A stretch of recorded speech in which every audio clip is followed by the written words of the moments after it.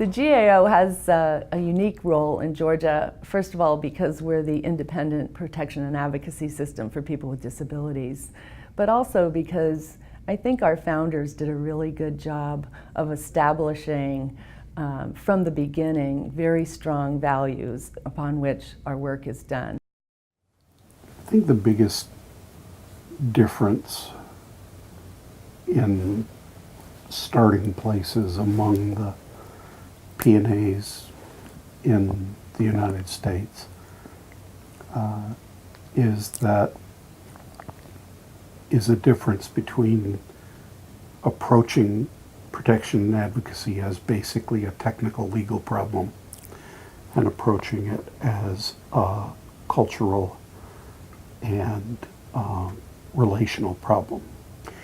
And we started with an appreciation of the limits of the law, the limits of the service system, the limits of our communities, and tried to figure out how might we invest in something that had the chance to contribute to the shift in the culture that we were seeing from the civil rights movement, from the women's movement, from the disability rights movement, which was much bigger than our little effort.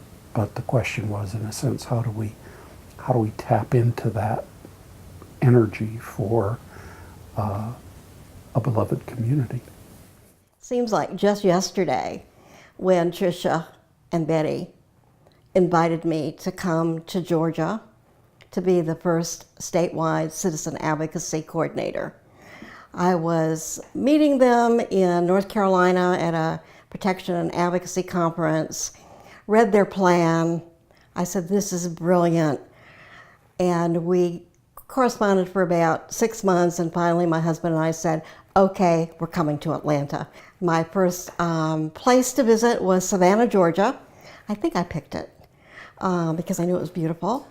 And but also I knew there were John and Connie and Betty and Trish all told me that there were really strong people there, and they gave me lots of introductions. So I traveled to Savannah and I met a lot of people, including Tom Kohler, who introduced me to everybody that he knew. And the very last day, he gave me his resume. Long story short, Tom Kohler got hired. We spent many hours talking, thinking, dreaming about citizen advocacy with our sidekick, Diana Prickey. Well, when you look back at the early days of the Georgia Advocacy Office, kind of that moment in time, I'm not sure about this, but I'm going to make a guess that the Georgia Advocacy Office might have been the first organization, or certainly one of the first organizations in the country that was established as a new organization with a clear value base that was based on the set of ideas called the normalization principles that later became social role valorization. So it was a values-based organization that started with what, at least in my mind, would be sort of the new set of ideas, the new paradigm. But being in that moment in time and seeing an organization build itself around that set of ideas and then explore that set of ideas through action was a very powerful set of experiences. Being able to meet people who were your intellectual heroes. Yvonne Illich, as an example, was attracted to citizen advocacy through John McKnight. John McKnight had become attracted to citizen advocacy because I think John O'Brien had read something he'd written in Coevolution Quarterly and was interested in him. So I mean, that period in time, and those early days, the Georgia Advocacy Office, particularly around citizen advocacy and the creation of citizen advocacy around the state and different communities, you know, a real sense of adventure in terms of what's possible, a real sense of adventure in terms of what are we learning that does work, doesn't work, and then a real sense of adventure, quite frankly, about how audacious can we be. You know, I mean, what can we, and a lot of what we learned was that people will do more than you expect. And once, I'll speak personally, I think other people would say this, once we were able to internalize that idea that people will do more than you expect, then the idea really jumped to life. You'll hear people refer to us as the PNA network, and what that means is that there's a federal law that mandates that every U.S. state and territory needs to have a protection and advocacy office to advocate for people with disabilities and investigate human and civil rights violations. And so in Georgia, we're the designee for that mandate, and we also provide some systemic advocacy to state agencies so that policy reflects our vision for people with disabilities, as well as offers the right safeguards for people. I came to this work from a personal story. I have two cousins that both have developmental disabilities that are 10 and 12 years older than me. When my aunt and uncle passed away back in the 80s, our family had not done any long-term care planning for my cousins, and so they ended up being institutionalized up in Ohio in the early 80s. And my cousin Sue, as a result of living in an institutional setting, ended up dying from medical neglect. And that is the personal story that brought me to this type of work, was to help families with long-term care planning make sure that they have access to the services and the supports that their loved one needs. My name is Christy Claxton, and this is my beautiful daughter, Celia Claxton.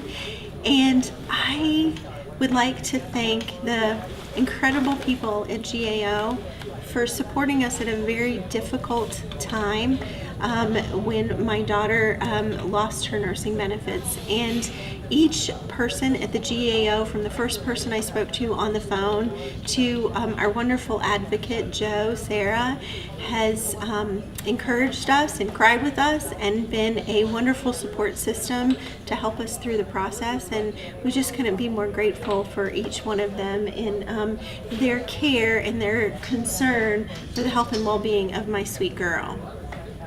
And I've been here over 11 years now, and I love it here. I love making a difference in people's lives. I love helping people to find their voice, because so many people think that they don't, anything they say, you know, is it going to make a difference? And it's awesome for them to realize that it does, and that their story is important, and that they are important. Hi, my name is Jerome Lawrence, and just recently Cherie has helped me, and what she helped me with was not so much in getting my rights, but with empowerment. She helped me with a business goal or a work goal. I wanted to start a business for a long time, and it's sort of like evading me. It's been something I'm mulling around in my head, but she helped me to see it on paper. She actually made categories in a list for me to study of how I can get from where I am to where I wanted to go. Hello, my name is Kenneth Sill. I was diagnosed in 1996, bipolar disorder.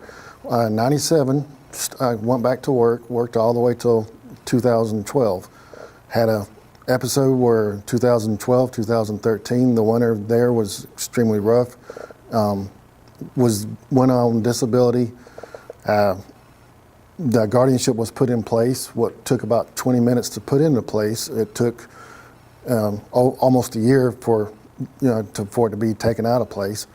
And I wouldn't have the life that I have now if it hadn't been for the Georgia Advocacy Office, where I worked for Avita, have for 2 years, and live independently, and just have a pretty good life again.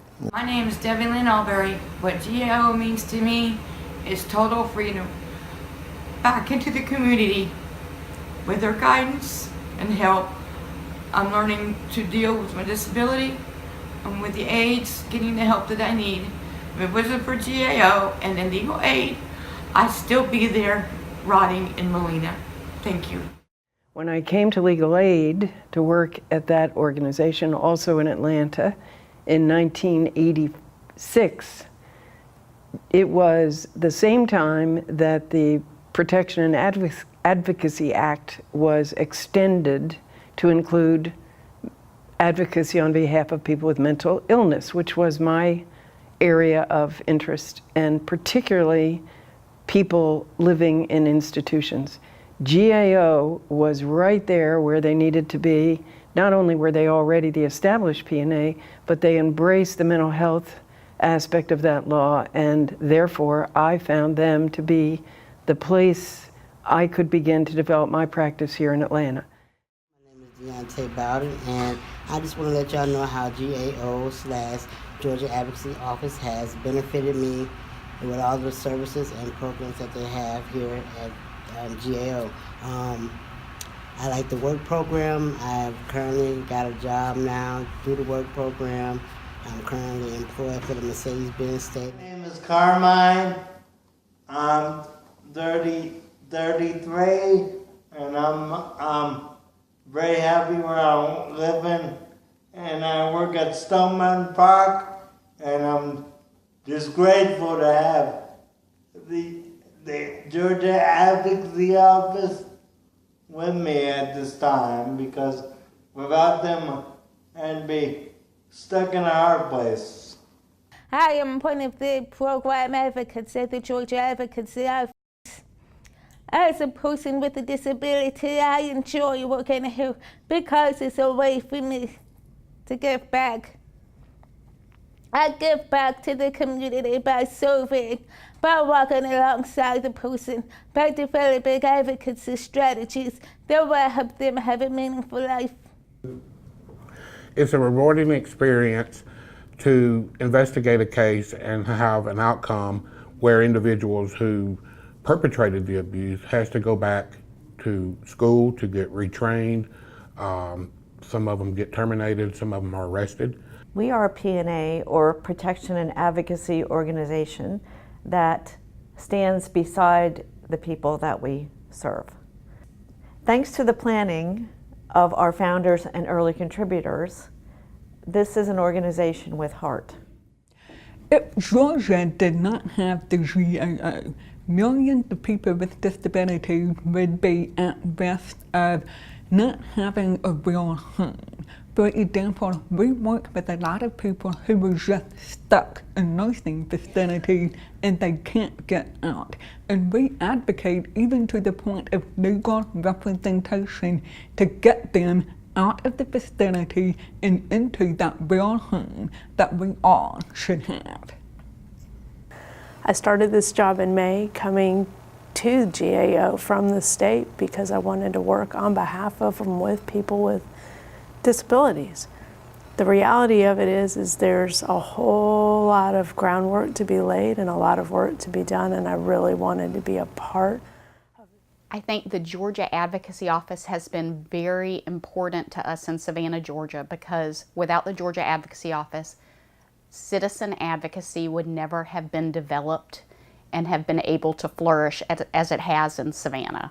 And now we're looking at the next 20 years. What will happen to us in the next 20 years, and how do we sustain citizen advocacy?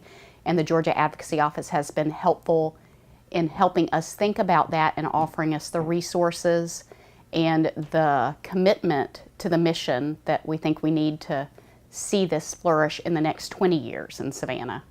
I was introduced to citizen advocacy in 2006. And that's when I learned about the Georgia Advocacy Office. And at that time, I knew the Georgia Advocacy Office as being a funding base for citizen advocacy.